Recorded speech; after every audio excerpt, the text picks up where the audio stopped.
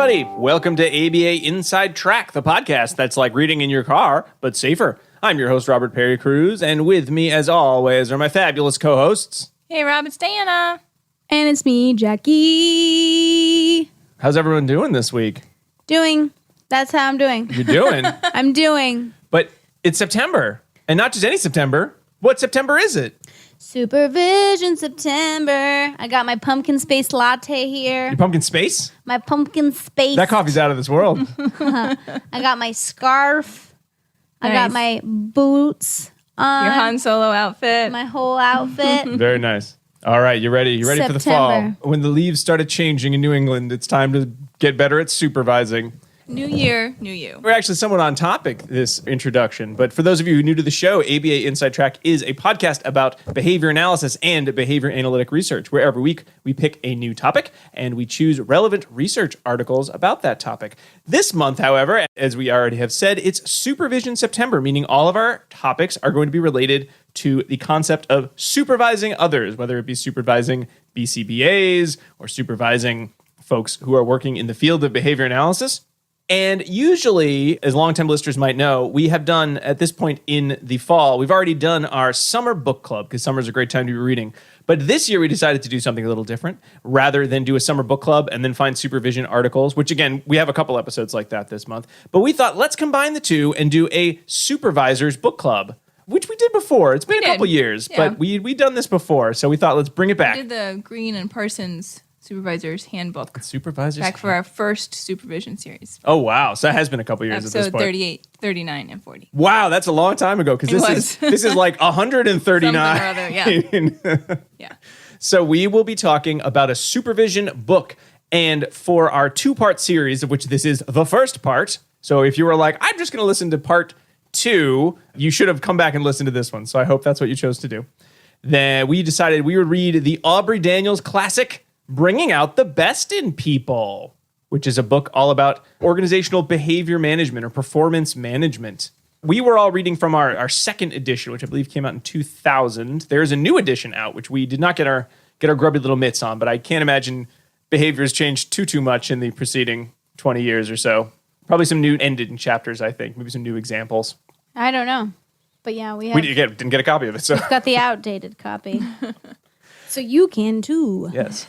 So we'll be going through this book in two parts. So this episode, we will be talking all about sort of the first half of the book, about the first 10 chapters, which go into a lot of basic behavioral principles. But even though they are relatively simple for BCBAs or behavior analysts, I think you will find, if you are reading along with the book or you are just listening to this episode and next episode because you said, I'd like to read that book, but I don't want to read the book, I'll listen to the 2 podcasts about it instead.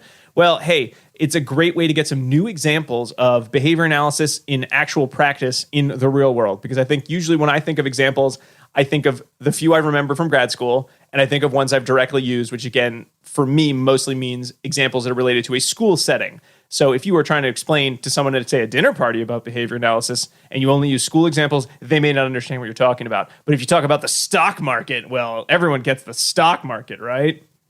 I don't. I blank stare when people say stock market.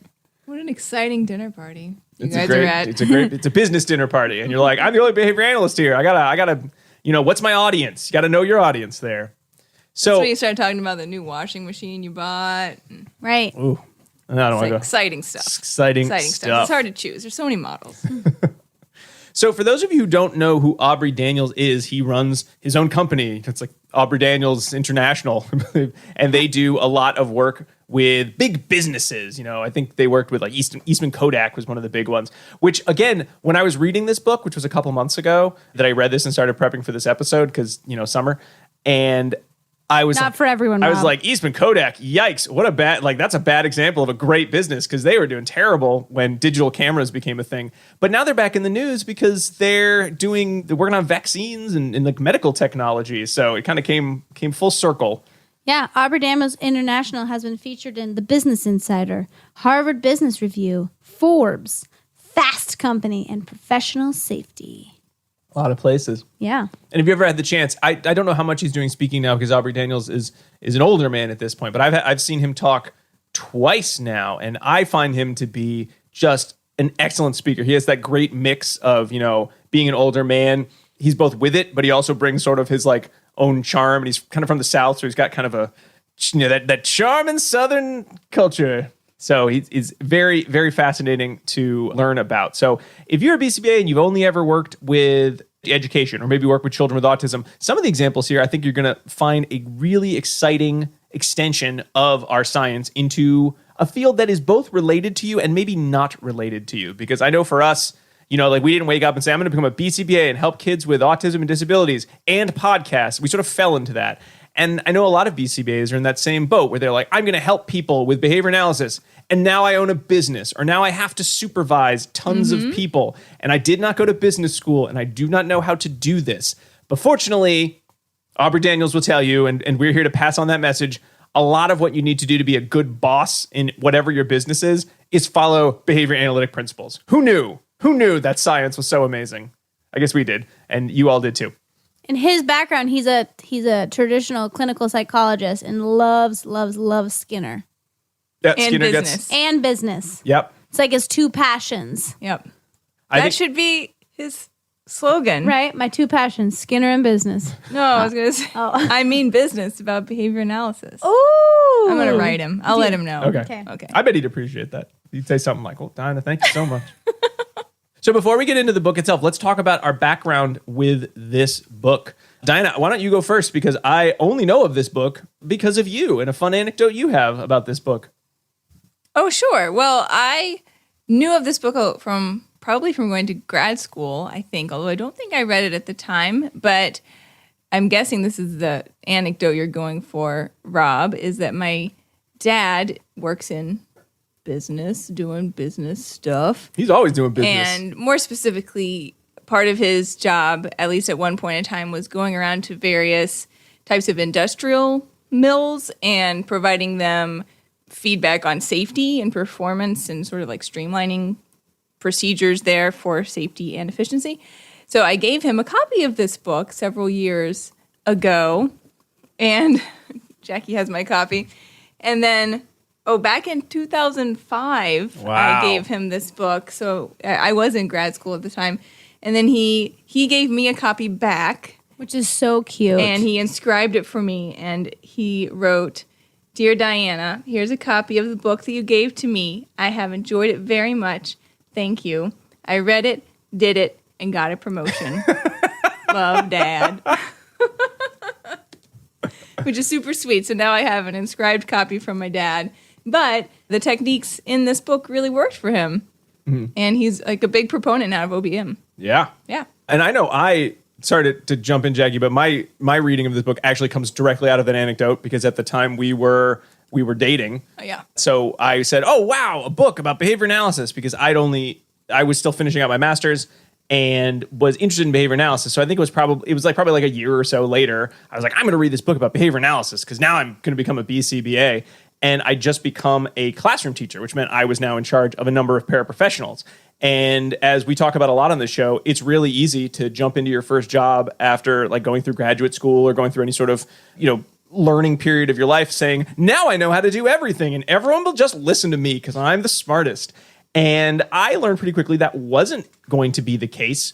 So I really wanted to be a good boss. Like I wanted my people to like me, but I wanted them to do a good job. And I know when your dad had sent that book back, I said, well, I'll read this book about behavior analysis because I'm learning about behavior analysis now. And so I read it on all my lunch breaks. I distinctly remember the town I was in, the various school parking lots. So I had to go visit, the classrooms I was supervising and reading this book. And I think I probably understood about 30% of it at the time because I was still very new, not to the concepts, but to talking about them fluently and outside of the contexts that I knew, which was, being into schools. So getting a chance to read it again for this episode, it both was a lot easier to read, but I also learned more from it this time than I did back in, 2007 or 8 when I probably would have been reading it. But I distinctly remember the pinpointing and making up your kind of performance matrix. And I actually put together, I think I had a performance matrix for all my staff and they can earn points. And they all thought it was the goofiest system anyone put in place, but everyone was always laughing about how many points they had and all the things. So I think they actually liked it. And they all did the things that got the points. So I think it worked, even though they thought it was kind of a silly addition to a classroom. But hey, it worked out. And Jackie, what's your experience with this book? Mine's way back before I was even going to be a behavior analyst, but the first edition, I think 1995. Whoa.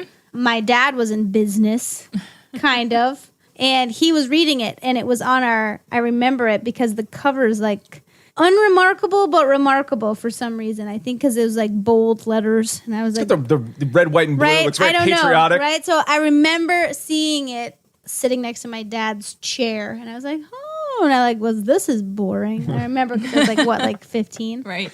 But then in grad school again, it came back around probably in coursework, and I didn't read it then, but I started following Aubrey Daniels online, and I've actually followed his blogs for quite a bit of time, and they're pretty fun. My favorite one, I pulled it up so that I could tell you, The Science of Ghosting. Okay. From the November 19 issue. I love that. So they just have blogs. They used to be quite frequently. They're not as frequent now. But they're every 3 months they'll do a blog about the book or blog about something the other books that he's written, and so I find them amusing. They're not written by him, but they're written by his leadership team. I know I also read Measure of a Leader. Yep. I believe I got that one. I think I got him to sign that one. And then I think I bought, 13 management things. I think I got that signed, and I sent that to your dad as well. Yeah. We'll check next time we visit. When did you hear him speak? He spoke at one of the earliest Mass Abbas. Okay. So, God, that must have been a long time ago. It must have been the first or second Mass Abba, I think. Back when they were still on one of the college campuses, maybe Brandeis or one of the kind of Waltham campuses. I read the Oops book. Yep. Oops, 13 management practices that waste time and money. I think for those of you who are thinking, well, maybe I'll listen to the podcast. I don't think I want to read this. I read the Supervisor's Guidebook. I don't care about business. I would recommend you give this one a look through, especially if you have friends who are not behavior analysts, but sort of have a sense of what you do. I was surprised, kind of rereading this again, how much this was both a useful, practical book for people who couldn't care less about behavior analysis, while also being very true to the science of behavior. There's no, hey, I don't call it reinforcement. I call it, helping out or propping up your no, it's positive reinforcement and negative reinforcement. And if you use negative reinforcement, it's coercion. Punishment. He really goes through the behavioral principles, all the underpinnings. It's not as in-depth as you might get from a behavior analytic textbook, but it was way more in-depth than I would expect for selling a book to business people who probably, I would assume, not being a business person, don't want to hear about the science of human behavior. They want to hear about the science of money, right? You business people out there. Yeah, I liked that about it too. He didn't try to gloss over what the terms were. There's a really nice graphic as well that he lays them out, and he does add additional penalty and reward, right? He breaks it down in that way a little bit, but he still has the technological terms present in there. Or conceptually systematic terms is what I should have said. Okay, well, with that intro out of the way, let's get into the book itself. So the book's kind of broken up into 5 parts that sort of go along with basic principles, and then a whole section about how you would use reinforcement in your business, and then one on sort of what's the global picture of using performance management, which is sort of the OBM speak for find something to measure, use reinforcement to increase the behaviors you want to see more of, and then check your measurement system. And it's pretty much what it comes down to. But that's in part 2. That's part 2? What's part 3? No. In part 2 of our podcast. Oh, sorry. I was no, I'm pretty sure it's part 3. I'm looking at my notes right now. Spoiler alert. Yes, no, in terms of the whole book. And then the 4th and 5th are more about, what do you do if you're the CEO? So you're really in charge of a business. How can you still use these principles at the global level? And then part 5, really sort of looking at some fun ideas on business, which I think touch on some interesting ideas, which is how do you work with young people, especially for those of you who used to be a young person and now you're an old person. Not me. I don't know how it happened. Young. How did it happen? One day you're a young person, the next day you're an old person. And you're what's this tick-tock? Is that a clock? That's the sound a clock makes. And then also creativity, the idea of creativity in the workplace. So, well, again, like Jackie said, we're going to be focusing on the first 2 sections of the book today. So why don't we get into it? Yeah. So one thing I like about this book, too, is that it starts off very broad. Like we always say for everyone's thesis, that it should start very broad, and then it gets more specific as the book goes on. So even if you are unfamiliar with the terminology or you're a new behavior analytics student, this is not going to be scary, right? It's not like terminology in like the first 2 pages, which I appreciate, right? So, and as a business person, not me, but as a business person, I think it would be easier to read this book if you had skipped the preface, the preface, because that's where he talks a little bit more about behavioral analytic technology. It eases you in. It's like getting into the water with like one toe at a time, right? Because he says, I'm going to talk about why behavior happens, and I'm going to tell you like what people are doing in business and why it doesn't work and why you're not seeing results, and then I'm going to lead you to the way that you're going to see results. You're going to be able to explain behavior. You're going to be able to change behavior, and I kind of like that about how he kind of sets the book up in a way that allows us to get in there and be excited, and then gives us the science. And it does have that spiral method of sort of, the same themes keep coming up, which again, if you're reading the book and you are a practicing behavior analyst, is like, yep, I get reinforcement. Yep. Remember that chapter. Yep. But I suppose if you had never heard of that concept, or you thought of reinforcement as something most people do, which is like, oh, like cookies and stuff, like when you give kids cookies or you give rats things. Yeah, I get reinforcement. Like, you want to keep that topic coming up and building. So now that you know exactly the definition, here's how it's used in this context, and now in this context, and now let's use it again combined with, the idea of not using negative reinforcement. So it does have that sort of spiraling back and around to some of the same concepts. Yeah, which is helpful. And I like how he kind of round out at the first chapter or so, first chapter and a half, really about talking about how every time you have like a town hall or you have like a company meeting, they're like, we care about you, our employees. You are what makes this company great. You are why we're doing so well, right? Yeah. And so Aubrey Daniels says, if you're going to say those types of things to all of your employees, you actually have to mean it, right? And using the science of behavior allows you to modify the performance of your employees. Or if you're going to take it another level, is it macro when you get lower? Micro. I never know. I'm like, so I should think of micro machines because they're tiny. because they're small. Right, yeah. And I say that after I always screw that one up. But even thinking at the supervision level, how many times as a supervisor have you been like, oh, this wasn't possible without you, right? But if you're not being an effective supervisor, the work of your employees are going to be less likely to be effective and productive because you're just letting them do what they want, unless they're amazing, right? But that's rarely the case. Then you shouldn't be taking credit for that. Right. You should be like, you're just amazing. Right. On You your already own. were amazing. Yeah. Yeah. I'm lucky I haven't screwed it up. Yeah. And the maxim, the people are our most important resource. In almost every business, that has to be true. Unless you're selling something like, I'm selling diamonds. Like, I just need to have more diamonds and then I'll become rich. Or I need less diamonds. Like, you need to control the diamonds so that you can't get them all out there. But if you really care about, most companies are going to be built on the people that are doing all the jobs, engaging in all of the business behaviors that have to occur in order for there to be any results. So really, when people are just focused so much on, I want to get to goal B, from point A, I want to get to goal B, and not paying attention to, well, you're only going to get there if the people you have hired are doing the things you want them to do. And you can only go so far using a lot of the traditional management techniques. Which gets us into the next chapter, which I love because I love a good chapter where somebody just, it's a skill I've never been good at because I either am like very complimentary of something or I'm like crapping all over it in a way that I think might be humorous, but isn't very professional. Like, this one sucks. And maybe everyone laughs at, like the cocktail party when you're talking about something, but you're not going to publish that. That's not good professional writing.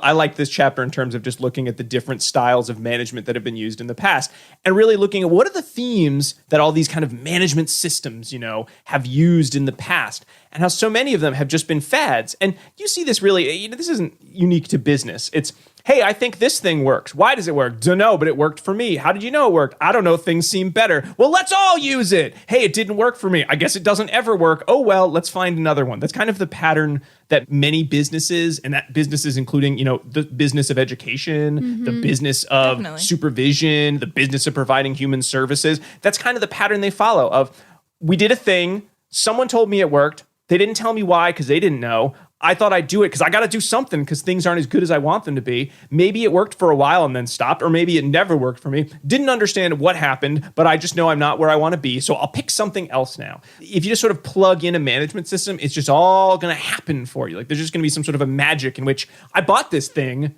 And now my business is running better than ever. And that may be true for like, micro pieces of your business. 18 months.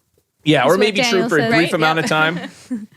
But it's not going to lead to the long-lasting change that you, as someone in business, especially business nowadays, where like there are so many companies, and if you're competing with a company, you're probably competing against one of the companies that has a monopoly on the market that you're trying to get into. So if you're not doing things a heck of a lot better than they are, you're just automatically not going to be able to make any headway because there are just too many huge businesses working at a global level these days. Right. When I read this chapter, I think it really relates well to educational practices as well as supervision practices.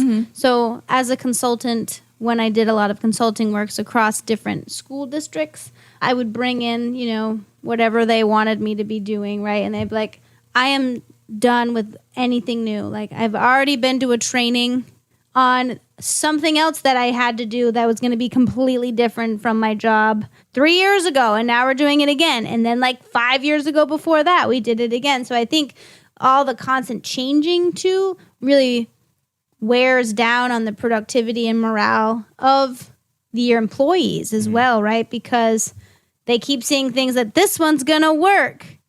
But then it doesn't, and then you try something new. So I think it was nice to see the juxtaposition between management and education and sometimes supervision too. I know with newer supervisors, right, they're just doing it.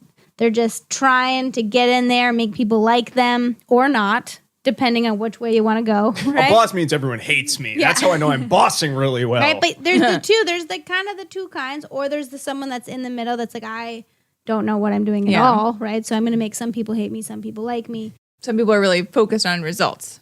Right. Right? So you're like, well, that's the bottom line is I need to get these results, and however I get them is okay. Right.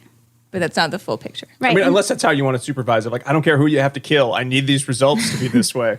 You're like a that's Darth Vader manager. Right. So that's Rob's been something. watching The Americans a lot. Oh, I haven't been watching any of those. That's not the things. point of the Americans. It's a whole socio-political thing you don't understand. But anyway, Go ahead, Jackie. One thing I love about this chapter too is it makes those ties between upper management, like grabbing onto these fads, being excited for a little bit, but we also see these same parallels in education, in supervision, in schooling in general. Like I think across the board we see these, and it all comes back to the same idea that we're all trying to manage with our emotions and the perceptions of how we see things and general common sense, right? Without actually looking at what is changing, why is it changing, how is it changing, and is it going in the way we want to go? Yep. And this actually aligns very well with the Supervision Curriculum, Volume 2, because remember, we're in Volume 2 now as of November 2019. And it said the supervisor should be able to describe the strategies and potential outcomes of ineffective supervision. So if we are using these fad treatments and we're continuing, to just lead with something, what something feels right, like this is my supervision style, that should never be something that we say out of our mouth, really. No. Right? So then we can identify what is going to be detrimental if we use this type of fad supervision. So looking at low quality client services, poor performance of our employees, potential unethical behavior. We've all seen that, right? We're not modeling appropriate supervision practices. So employees that will then be supervisors will be doing what we're doing, which if we're not doing what we need to be doing, Right. nobody's going to be doing what they need to be doing. And usually if there's poor supervision practices, there's also a high volume of work, which then threatens work-life balance, promotes staff burnout, promotes high turnover. Yeah. Whew! It's just like a huge cascading, muddy waterfall, right? And that's going to be true. A lot of, and it kind of gets into some of the next chapters, or sort of trying to make the case of like why you're going to use these, reinforcement rather than sort of the stuff you've been doing before or common sense is the more you focus on systems that are ineffective, the more you as a manager or supervisor have to do to get the results you need, to see the behaviors you want to see happen more often, because you're spending a lot of time like puppeting people to do these things because they're not doing it on their own. Why aren't they doing it on their own? I got to go tell them to do it. I'll tell them louder. Is a lot of what management turns into. It's like, well, I'll just tell people what to do louder and in new ways. And I'll get new posters printed up telling them how much I care about them, or how, the thing I told you to do is the most important thing. And then, a week later, I have a new most important thing, but I don't have enough money to print out new posters. So the posters will say the same. But what I'm yelling at you about will be different. You get like a Sharpie and you like cross out that part, Too soon. add it in. Days without new management technique. I do think that for better or for worse, people do have different supervision flavors. Yes, that they I bring. agree. And a lot of that has to do with your own history with being supervised, right? And what you kind of come in with as personal reinforcers and what you feel is aversive as well. But each of us may approach it a little bit differently in that there may be some aspects of management that we feel better about doing than other aspects, right? But you have to be able to take a step back and see, like, what am I bringing to the table here as far as how I feel about the situation, and find the reinforcers for yourself within that supervisory relationship, and also look to see what are going to be those reinforcers for that individual supervisee that you have, and help bring those forward within it. And it may be different for everyone. Personally, have found that I modify my supervision and my feedback style based on who I'm working with. And my natural style is very subtle because I don't like getting harsh feedback. You really do not. I really don't, no. So I go the subtle route, but if I perceive that someone else isn't picking up on that subtlety, then I realize I have to change it. So when I'm talking to my future BCBAs about this, I say, like, reflect on yourself and what's going to function as a reinforcer and punisher for you, and also reflect on the experiences that you've had and how you felt in those experiences, because there's a way to follow what's written in here that's going to feel good, and a way to follow it and that's not going to feel good, right? And that gets into a lot more of the nuance, I think, of the supervision and the relationships that you have with someone, while still following what Daniels has laid out. But there may be a way to make it feel the best it can for you. Yeah, and I think, too, Daniels talks about how a lot of times management is flying by the seat of their pants, right? They're just trying to make flash decisions. And that is directly opposed to what we as our field need to do as for our ethical codes and our supervision curriculum, where we need to be creating a contract with our supervisees, even if they're not BACB candidates. I'm putting it out there. The supervision training was not made just for BACB candidates. There's a whole separate section for them. But this applies to everyone that you're supervising. There should be a contract on specifically what the supervisor's responsibilities are, what the supervisee's responsibilities are, what the expectation of the relationship is, how long the relationship is going to last, what that relationship is going to look like, right? And then you revisit that contract. So I think looking at our supervision curriculum and looking at our ethical codes and relying on what Aubrey Daniels says, I was just going to call him Aubrey, but then that's so... Your boy Aubrey. that felt like a little weird. So what Dr. Daniels says, that sounds a little better, is that, without a plan or a contract, it is like just flying by the seat of your pants, right? And it's probably not going to lead to effective or historically ineffective. It's going to lead to historically ineffective management procedures where people are maybe working too hard, working unethically, and not, working easy for what they need to do. So I liked kind of that. He didn't talk about having a contract about the supervisees in these sections. There's that implication, though, in the later sections when you're talking about pinpointing, when you're talking about what is it you're planning to reinforce. A lot of that, I think, implies some level of whether or not a written contract, but a social contract, in terms of these are the things that are important. These are the things that matter for your job. These are the things that you say matter for your job as well. These are the things the CEO or the boss of this company or the boss of this ABA service provider has decided is most important for our mission. I think you're totally right, Jackie. It does go into that. Now, again, I think one of the reasons we write the contract out nowadays is because when it's sort of like, just kind of say it or just kind of understand it, that's good. Like, I like knowing why I'm writing that contract, but at the same time, knowing I then have to physically write the contract is one more way for me to say, not only do I want to live by these goals or do I want to engage in this behavior, but I now have visual proof that I'm going to engage in this behavior. Yep, now you have follow-up, right?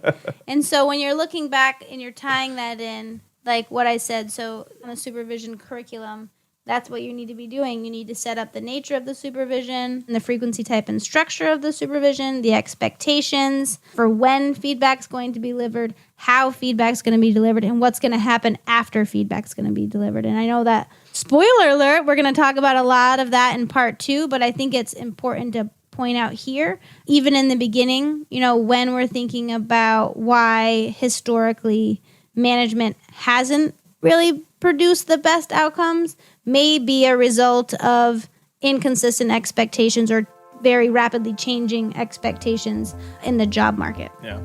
All right, before we continue on in our discussion of bringing out the best in people, let's take a little break. We'll be right back.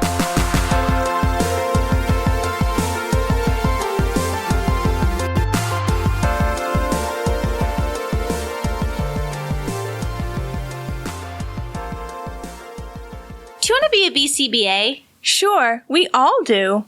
Now you can come to Regis College in Weston, Mass. to get your graduate degree. Choose from any one of these courses. Masters of Science in Applied Behavior Analysis.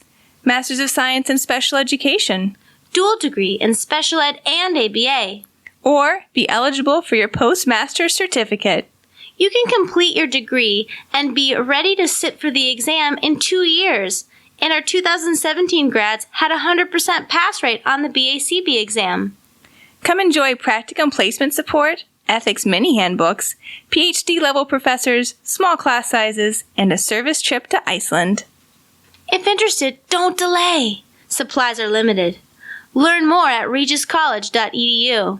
Again, that's www.regiscollege.edu, regiscollege.edu. One more time, www.regiscollege.edu. See you there!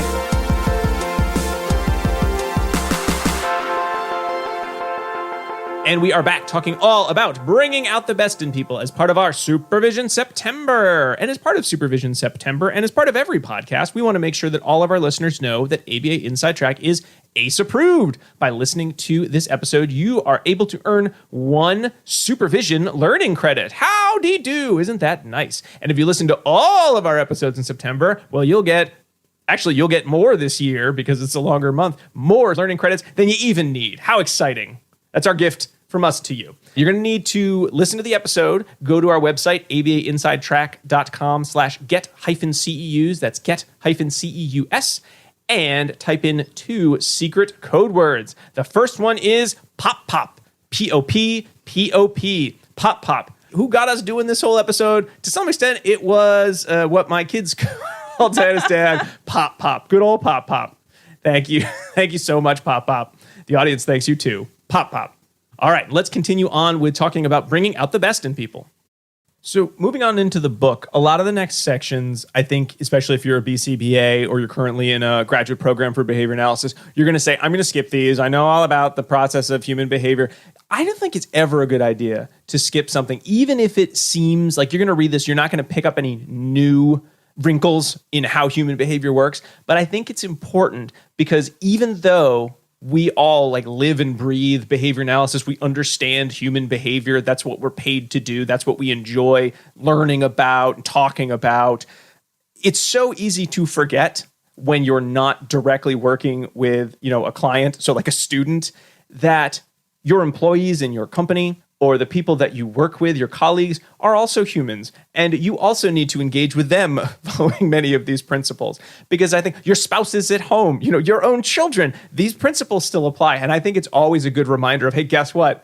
It's not some sort of magic people with disabilities follow the rules of behavior, but not me, the BCBA. No, stupid, you're a human too. You follow the same rules, and the people you work with follow the same rules. Your behavior Everybody adheres follows to the same rules. Your behavior adheres to the follow. Yes. So I think it's always good to review them because it's always that good gut check of oh yeah, have to remember this always applies. This isn't just only in certain cases. It's not now we're going to apply the rules. Yeah. Right? They're always there. Mm-hmm.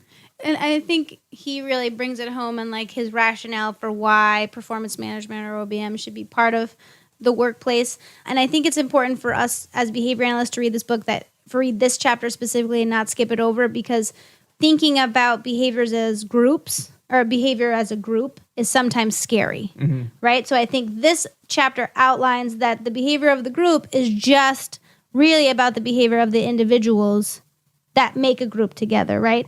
And looking at why behavior may occur at an individual level, and if that same behavior is occurring at the group level, is it for the same reason at the individual level? And I think he does a really nice job of parsing that out, because when I've talked to behavior analysts and I'm have you thought about doing something different than, working in a school? They're like, when it gets larger, I get nervous because it's more complex. And yes, well, that is very true, right? The more people you are trying to fall under specific contingencies, it does get a little bit more complex when you're looking at different contingencies and, motivation to engage in responses. The principles are still the same, right? And so the examples he uses kind of pull that back to the point that the behavior of a group is just the behavior of individuals that are together working under some different contingencies. Yeah.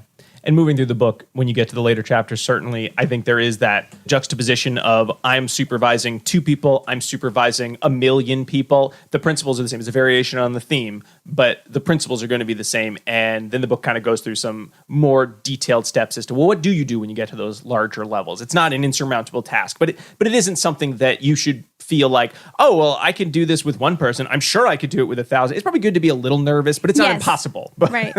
You do want to have someone like show you the ropes about that stuff. Yeah, just like anytime we branch out to something that's unknown to us, right? We should always be having some additional mentorship there on someone that's done that, even if they're outside the field of behavior analysis. Yeah.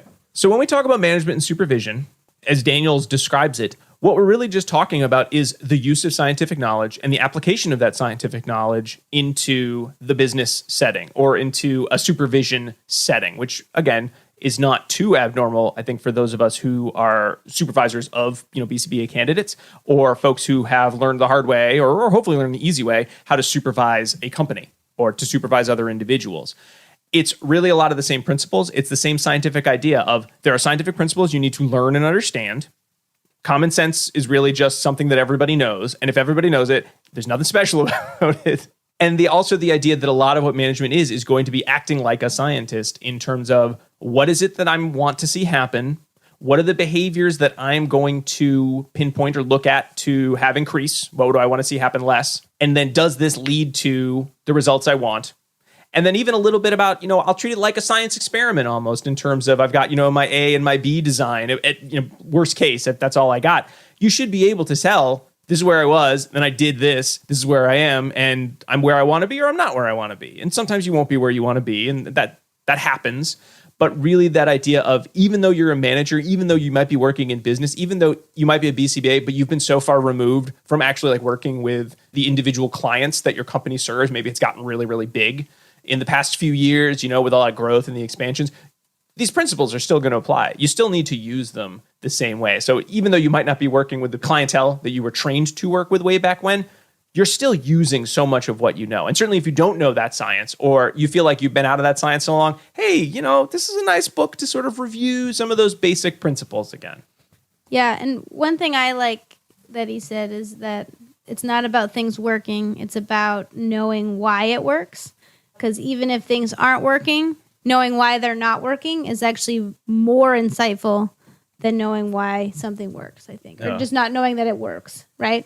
Because then you can modify behavior in the future, right? If something works and you're like, I don't know why it works. When it stops working, you're like, oh, swear word. Did it break or is there something I can fix? Or did this never work and it was just a happy accident that I got good results for a short period of time? I love happy accidents, by the way. The show or the... I've never seen the show. I don't actually know if the show... I feel like there's a show that's got to be called something like Happy. If there's not a show called Happy Accidents, I demand one for the new fall season. It's about I toddlers. think you might be thinking of Happy Endings. Is that a show? One of the Wayans brothers. Oh. I was thinking that it was a show about toddlers. Happy Accidents? Oh, yeah. Well, you can patent that. Thank you. Is this a chapter where he talks about the top 50 companies and how many of them went under within the next that is in the 5 first, years? That is in the first section. There's one that I loved. Wait.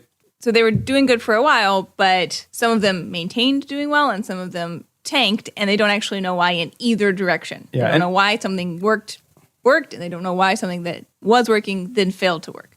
I didn't put a lot of these in the sort of the notes or the document we've been working off of because they are so specific to business that I'm reading them like, what the heck are they talking about here? Some examples of these sort of, hey, let's try management styles. Intrapreneuring, strategic alliances, management by wandering around, change management. I mean, you just hear them. I mean, anytime Something can't actually be called management by wandering around. Yes, that is. I love that. From Tom Peters is In Search of Excellence. All I know is when people start saying things that sound like that to me, I want to kind of smack them, or I just want to like run away and be like, this is going to be a disaster. I want no part in this. Or you can do the responsible thing of like, well, thank you for sharing your idea. Let's talk about how we can make that work. And then people are like, I don't want to know how it works because I know it won't work. I just want to do something. But my favorite example was employee participation. This is on page 5. And they're talking about a company called People's Express. Years ago, when People's Express and its innovative job rotation system prospered, many companies decided that self-actualization or create your own job title was the route to success. This idea disappeared almost as quickly as People's Express. At Google, at some point, they had their own job titles for a while. And again, Right.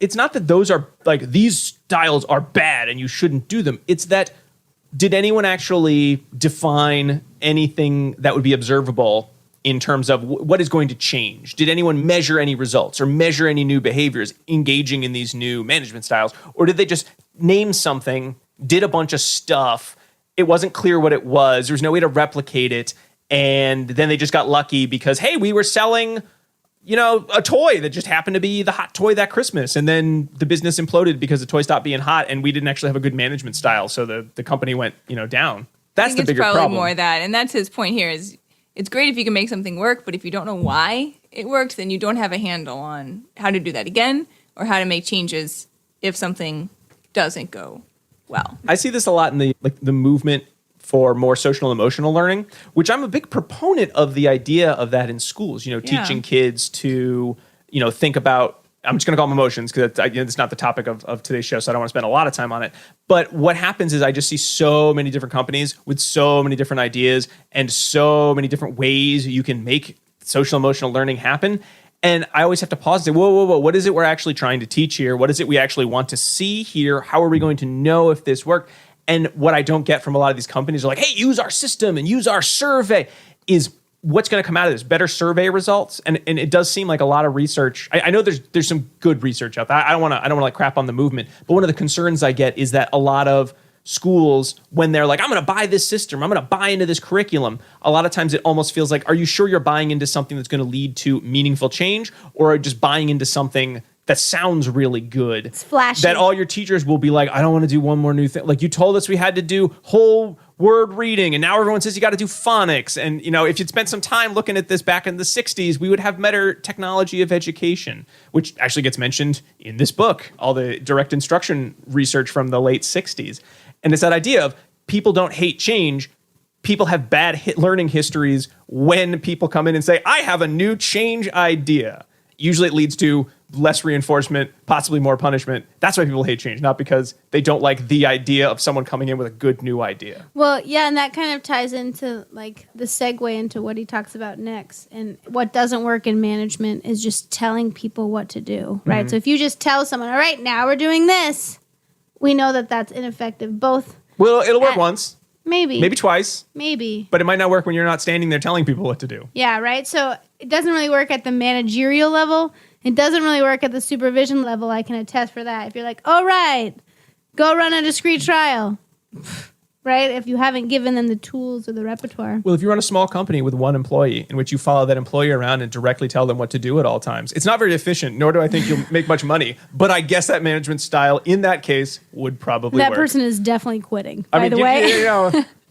But right, and it also doesn't work in life, right? When I read this, I was like, yeah, if I just tell, my partner, go do this. Yeah, you're right. It may happen one time, but without any contingencies in place and any consequences that are following that behavior, it's less likely that is going to be a behavior that persists long term. And that's the goal, right? That's the goal of management, the goal of supervision, is to increase behaviors we want to see and have them maintain. Yep. And then it won't work the one time when, your partner's doing something like really, really fun, or it's like a really good, engaging in a real potent reinforcer, and you're like, hey, do the thing I said. It worked when he was just sort of staring into space for a minute, and I got nothing better to do, but it didn't work then. And you don't know why, because you're not thinking about it. So I guess my management style failed. I got to find a new one. I kept this example in because I thought it was super helpful that Daniel said that he conducted an informal survey and looked at like what people were doing at the management level throughout their day.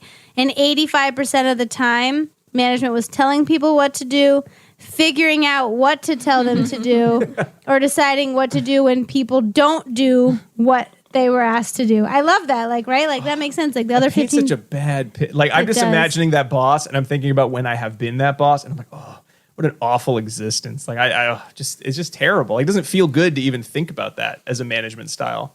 Right, Yeah. but that is a very common management style. Yeah.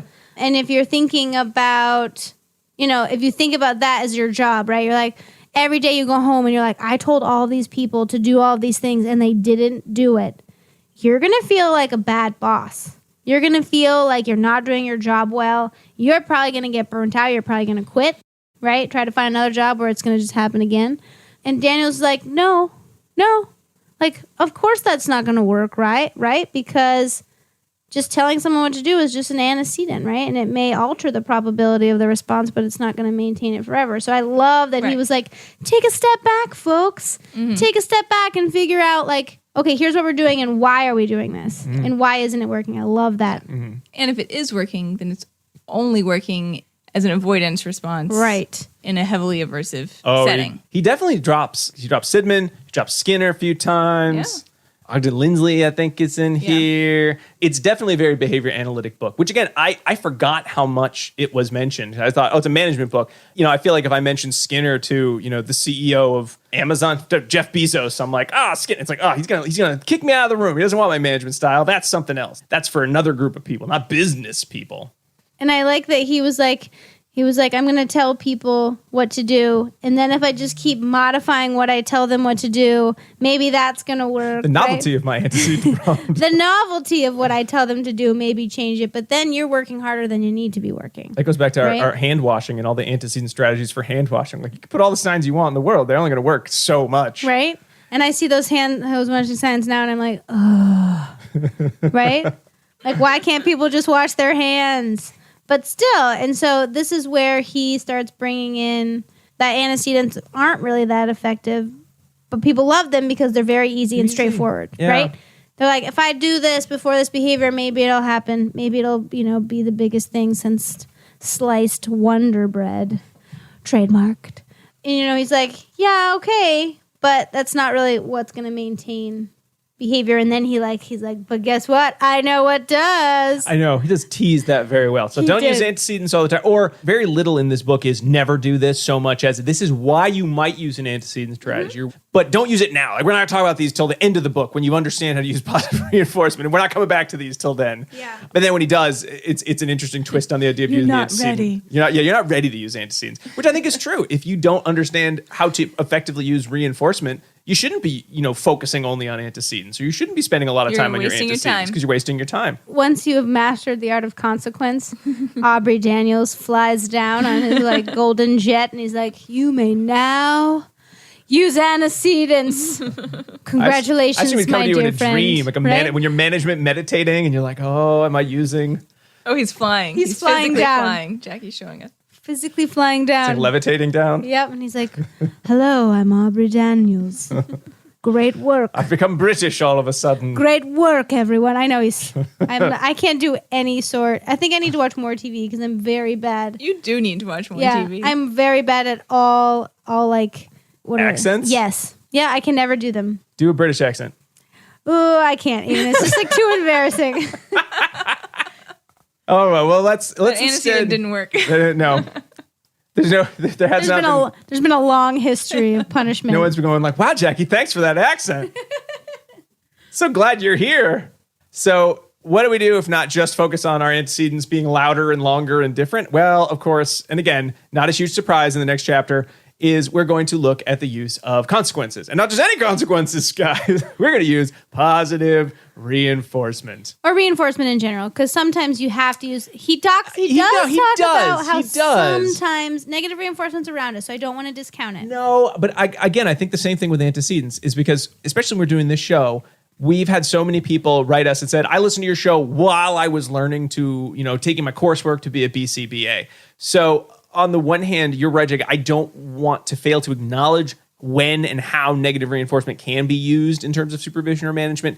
However, you got to focus on one thing until you master it. If you don't have fluency in positive reinforcement, it's great that you understand how to use negative reinforcement, but you're not getting where you need to be in terms of your management style. But you might need to start there.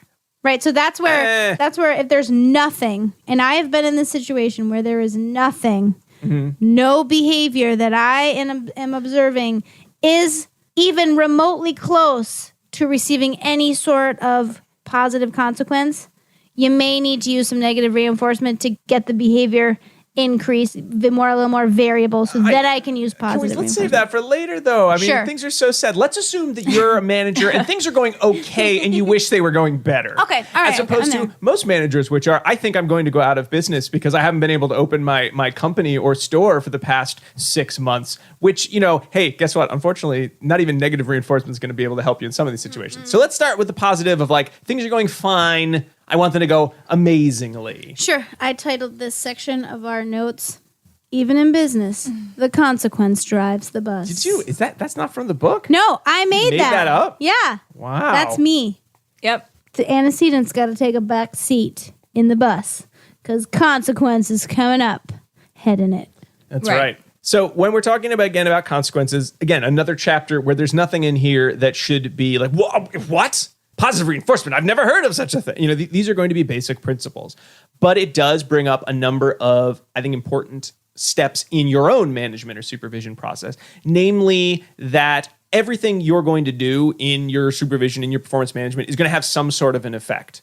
That doing nothing doesn't necessarily mean you won't see any change. I think as we all know, just because you don't engage in anything or provide any consequence, you might have put something on extinction. So you might see a change in behavior and not in a way that you want to see. That you want to spend the time on what you'd like to see increase in your supervision. So if you're a supervisor and you're spending most of your time with your supervisee working on like filling out the forms correctly, you'll probably see an increase in form filling out behavior, and hopefully correctly. You can't expect to then see like improvement in rapport building or ability to consult effectively or speak, using conceptually systematic terms because you haven't spent a lot of time on that. So you do have to actually put effort into what you want to see change. I loved this. It reminded me of when I was a new BCBA and, like when you're a new BCBA and you're supervising staff and like something's like going awry, you're like, oh, maybe even right now as a supervisor, right? I'm like, oh,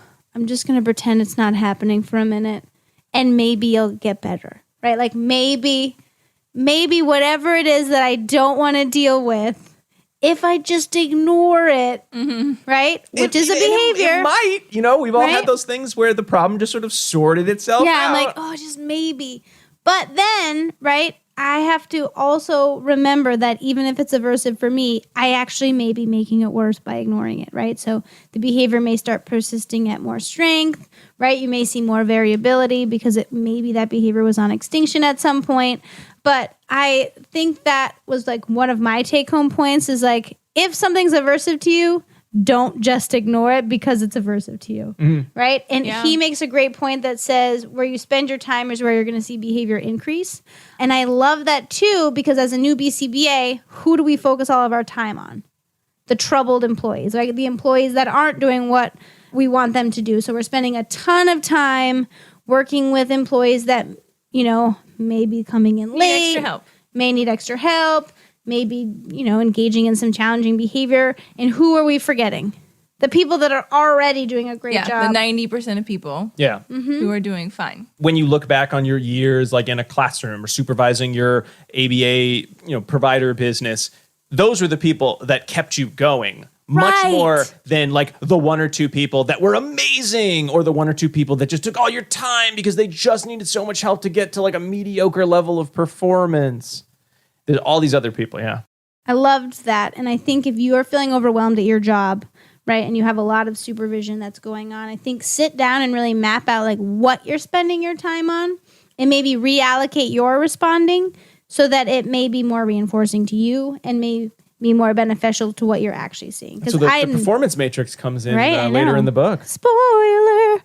But yeah, so that I loved because I'm like, retroactively thinking about me as a supervisor in 2005, 7, whatever, 6, whenever, in the early 2000s when I was still in the 90s wearing like a choker. Were you like very goth back then? Choker and Doc Martens.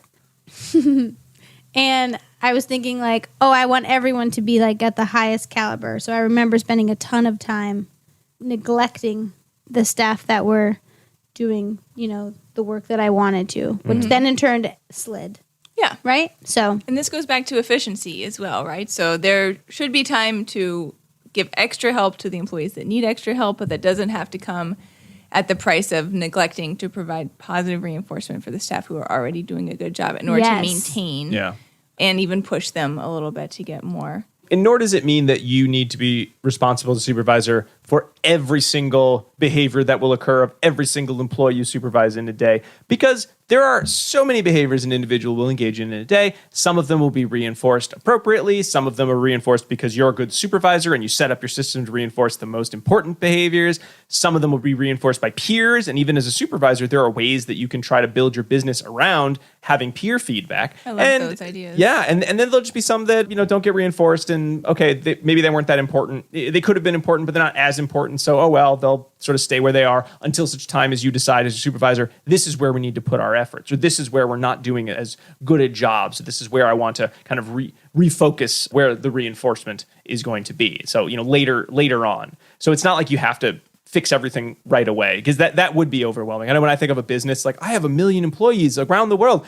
I can't be there when they do something good. Like I'm going to zoom in real fast. Right. Like, hey, it's your boss. Just wanted to let you know I saw that report come in, because I'm constantly staring at my screen. I saw you I've get been up at watching you. 8:59. So the next chapters, again, go more in depth. Like we talked about in the introduction, they sort of take the big concept of looking at consequences and then breaking it down into both positive reinforcement and then the negative reinforcement. So certainly some of the rules in the next chapters are going to be pretty basic for behavior analysts in terms of how do you find what is being reinforced. And again, the easiest way to do that is to see what people are doing. Whatever they're spending their time doing, that's what's been reinforced. And then that might also tell you what reinforcement is being delivered and how can I use that to benefit the company as a whole or the employees as a whole as well. Part of it is also going to be, as a supervisor, knowing what it is you want to see happen. What are the behaviors that are important? Because if you can't manage the consequences of these behaviors, you won't see them change in terms of their frequency. For supervisors, it's pretty easy. There's a whole list of the things that you're supposed to see happening. You don't even have to think of them. They're laid out for you. Just read them, and then there you go. So someone else already took that heavy lifting. If you're working in a business setting or you're working in another setting where supervision is important, but not necessarily in terms of BCBA supervision, okay, then you're going to have to think about, what is it that my company does? What is the business that we are engaged in here? What are the behaviors we want to see more of? And then thinking about, okay, how hard are some of these behaviors? What's the response effort? Where's reinforcement being delivered now versus where should it be delivered in the future? Also, how am I going to make that leap of, hey, I know reinforcement was here for behavior A. We really want to make sure all our effort goes here to behavior B. I swear reinforcement will be following. Because unless it's like you've hired people, it's the first job they've ever worked in, and they're not cynical about the business world, most of your employees will be like, sure, whatever. I remember when behavior C was the most important. That went great too. I'll just put my head down, do the bare minimum so that I don't get fired, and this will go away. This too shall pass. Yeah, and I think here I liked how they talked specifically about response effort when they're talking about introducing new behaviors into the equation, as all, supervisors and management must do, right? We can't all just do the same thing day in and day out. That would get boring and, not productive. And I like that he talked about response effort, because I know with me, when anyone asks me to do something newer, I'm a super procrastinator, right? Because I'm like, oh, that's going to be hard. That's going to be super hard. So I'm going to wait. I'm going to do everything else. Like my house is going to be so clean before I engage in that response. I liked how he talked about that, so that managers are aware that is going to happen, right? Because they're like, oh, it's something new. Everyone's going to be so excited. Yeah, initially they're going to be excited, but then they're going to avoid it. Right? Well, you read the Bringing Out the Best in People book, so you're super excited. You're the one who read the book, and probably someone looked at you and said, oh, Bringing Out the Best in People, here, that's a good book. You're like, thank you. That means I'm a good person. Right? Yeah. So you got some reinforcement. Your employees, they have not received that same. And just giving them signed copies of the book might not be as much of a reinforcer as you thought they would be. Yeah. So I just like that idea to be mindful, right? You as a supervisor may be excited about the new behaviors that you're trying to teach your supervisee, but they may be a little bit excited, but they're also going to be, apprehensive in not behavior analytic terms, right? So there might be a latency to start those new behaviors or to even, attempt to start those new behaviors. Yeah, I think there's a good quote here that sort of ends that section of the book or that chapter of the book in terms of looking at the consequences. Because I think most people, when you say consequences, what's the first thing they think of? When you say, we need to look at the consequences. Negative. Yeah, they think how we're going to punish our employees more for not doing a good job is probably what they think you're talking about.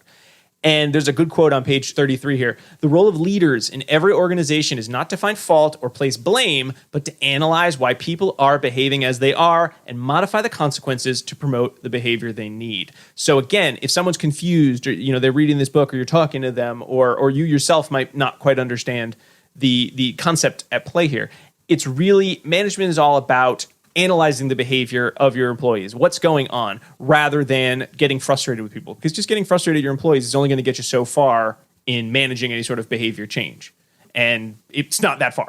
It's probably not as far as you want it to be. The next section on ABCs, again, basic concept, antecedent behavior consequence, and looking at the ABCs of your business. However, I think what Daniels brings to the discussion is really a number of new examples, and then B, his kind of coding system. So this is one of the areas where he does come up with something that I had not seen anywhere else. I mean, I've heard the concepts before, but I had not seen them sort of mentioned the same way. I think of it as the PICNIC acronym. So the idea of reinforcement as either being positive or negative, P or N, immediate or future, I or F, and then certain or uncertain, C or U. And the idea that if you take the time to think about how reinforcement is delivered in your business or as a supervisor, the amount of reinforcement you deliver, it's a NIC, it's negative, it's very immediate, and it's pretty certain. So it's like, these are bad things that are going to happen to you.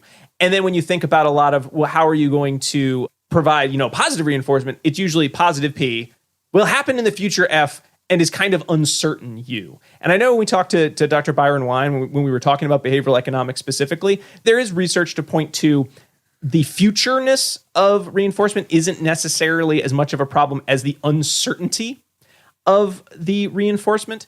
But when you think of most reinforcers you've probably gotten in a job, or God forbid, the reinforcers you're delivering as the boss or manager, you're probably looking at very few positive and a lot of negative. When they are positive, it's always in the future and it's always uncertain. When it's negative, it's immediate and it's always going to happen. And what you really want to be doing is instead of the NIC, you want to do the PIC, the positive, immediate, and certain. And the more you can do that, the more delicious your picnic will be. Wow. Yay. Look at you. I couldn't think of one that's a PFU. That just sounds bad, though. Like, do you want to be a manager that goes PFU? That's not just good. It's like all a bunch of sounds that just sound like bad management style. I liked the picnic. That was good. Okay. That I made. I mean, I took his acronym, but I made up the little picnic part. I think. Maybe it was, I didn't put it in my notes, but it's in the book.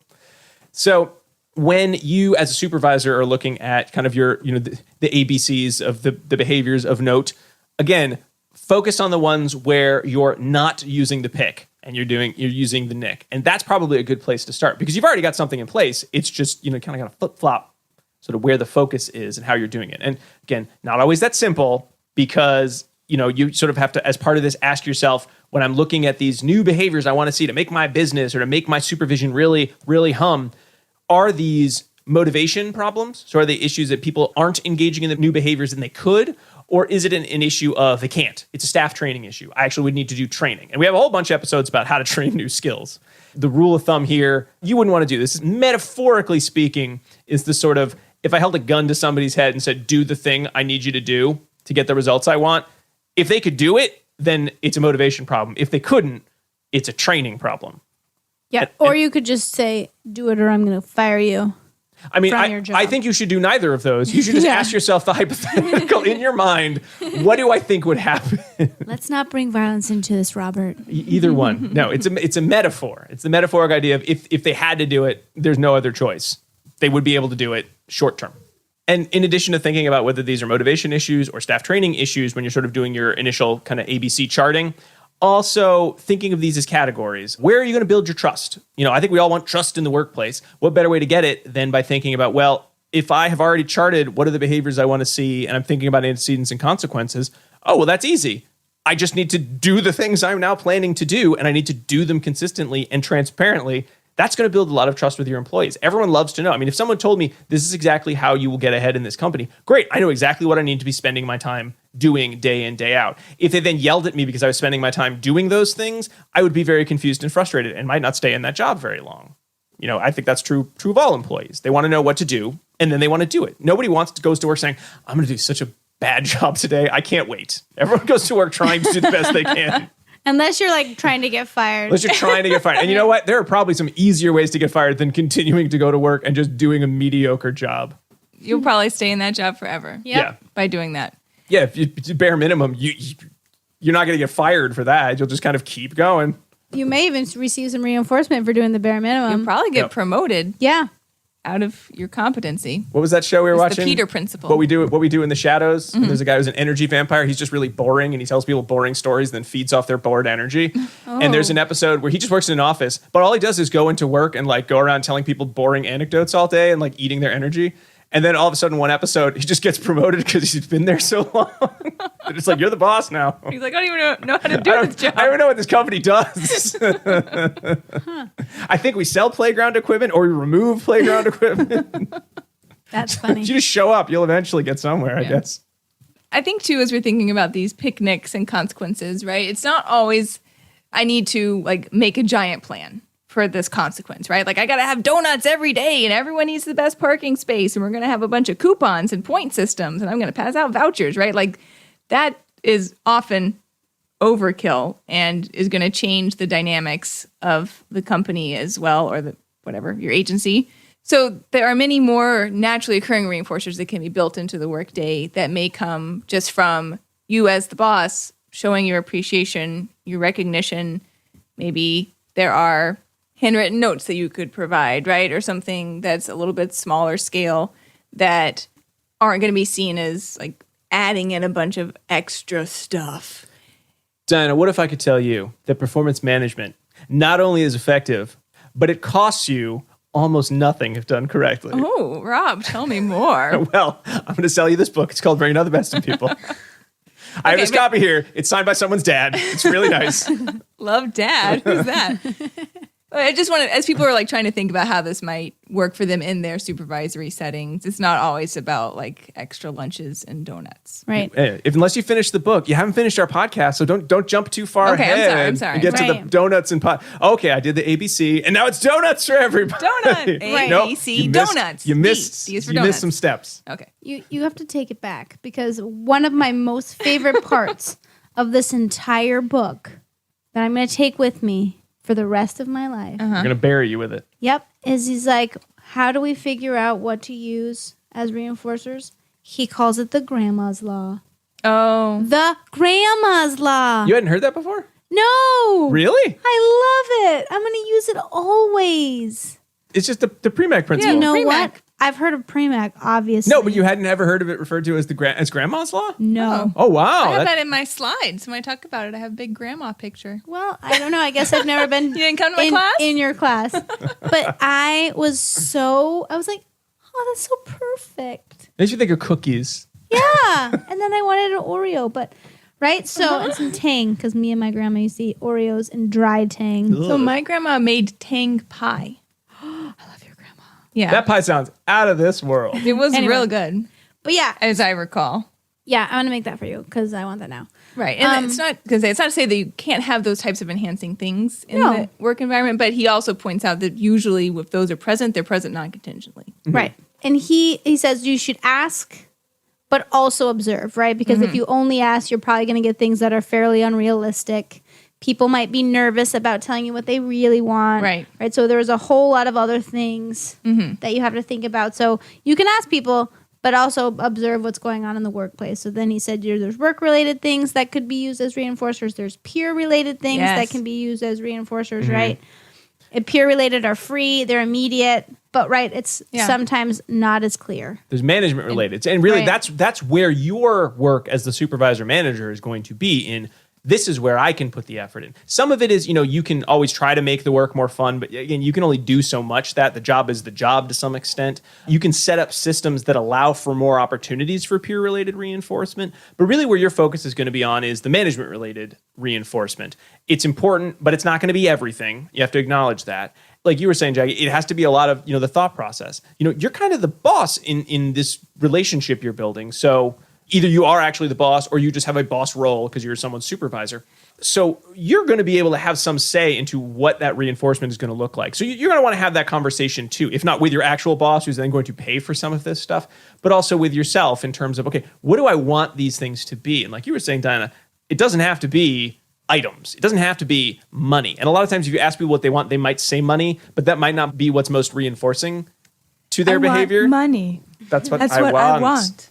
Really, the goal is just going to be to improve the discretionary effort of your employees or of your supervisees, which, again, in case it's not a term you've heard defined, really is just the level of work or the amount of work behaviors people would engage in that they could do that's beyond what is required. So, for example, the fact that we do this podcast, this is all just, this is discretionary effort. We didn't start this podcast because someone at our respective workplaces at the time of which we're all different people said, you guys have to start a podcast together. Like we chose to do it because we thought it would be fun. By the way. Yeah.